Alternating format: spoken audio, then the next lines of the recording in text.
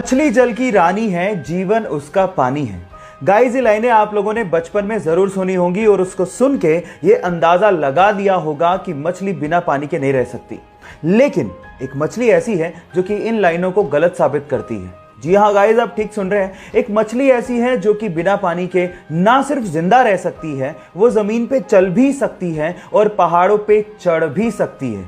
Oh my God, उस मछली का नाम है क्लाइंबिंग गौरामी, जिसको हम लोग क्लाइंबिंग पर्च के नाम से भी जानते हैं। गाइस, ये मछली जमीन पे चल सकती है, बिना पानी के जिंदा रह सकती है और उसके पीछे का रीजन है इसके गिल्स इस तरह से डेवलप्ड हुए हैं कि ये बाहर ह्यूमन के जैसे सांस ले सकती है, ऑक्सीजन को इनहेल कर सकती है ना ये अमेजिंग फैक्ट। ये फैक्ट जान के आपको कैसा लगा, चैट सेक्शन में लिखना मत भूलिएगा।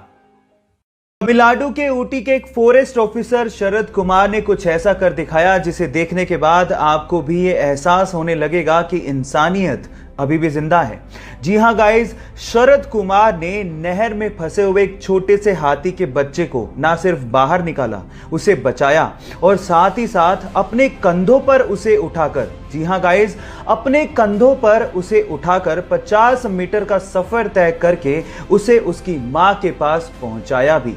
वो हाथी का छोटा सा बच्चा 120 किलोग्राम वजनी था, लेकिन शरद कुमार ने इसकी परवाह तक नहीं की और फिर भी इस नेक काम को उसने अंजाम दिया। गाइस, ऐसी घटनाएं इंसानियत को आज भी कायम रखे हुए हैं। इस घटना को सुन के और देख के आपको कैसा लगा, चैट सेक्शन में लिखना मत भूलिएगा।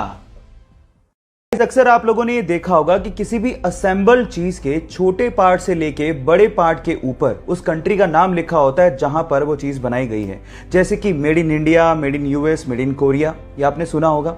लेकिन अगर मैं आपसे सवाल पूछूं कि जो चीजें स्पेस में यूज की जाती है या स्पेस प्रोग्राम्स में यूज की जाती है, उस पर क्या लिखा होता है? क्या उस पर भी किसी कंट्री का नाम लिखा होता है? अगर आप लोग ये सोचते हैं कि उस पर भी made in US, made in India लिखा होता है तो आप लोग गलत हैं।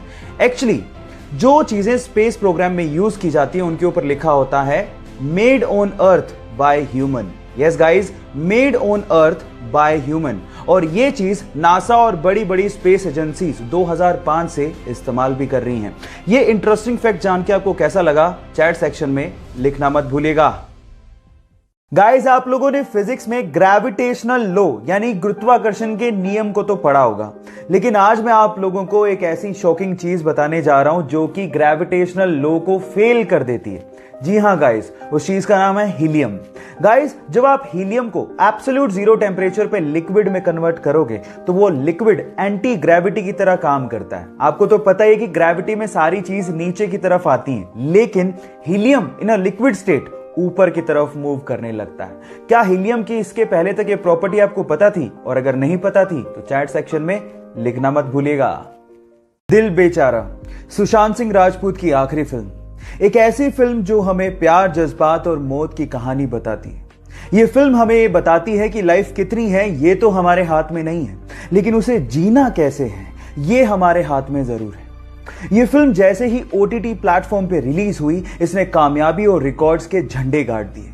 IMDb रेटिंग में पहली बार ऐसा हुआ कि किसी फिल्म को 10 में से 9.9 रेटिंग दी गई। इस कामयाबी के बाद सुशांत सिंह राजपूत के फैंस ने यह साबित कर दिया कि वो उन्हें कितना प्यार करते हैं।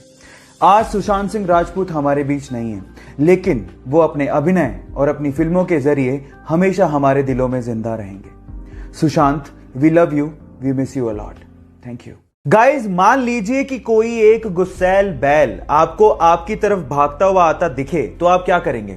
ऑब्वियसली आप अपनी जान बचाने के लिए उल्टी दिशा में भागना शुरू कर देंगे। लेकिन मैक्सिको के एक टीचर रिकार्डो टोरेस का यह कहना है कि बैल तब तक आपको नुकसान नहीं पहुंचाता जब तक आप उसको उकसाते नहीं।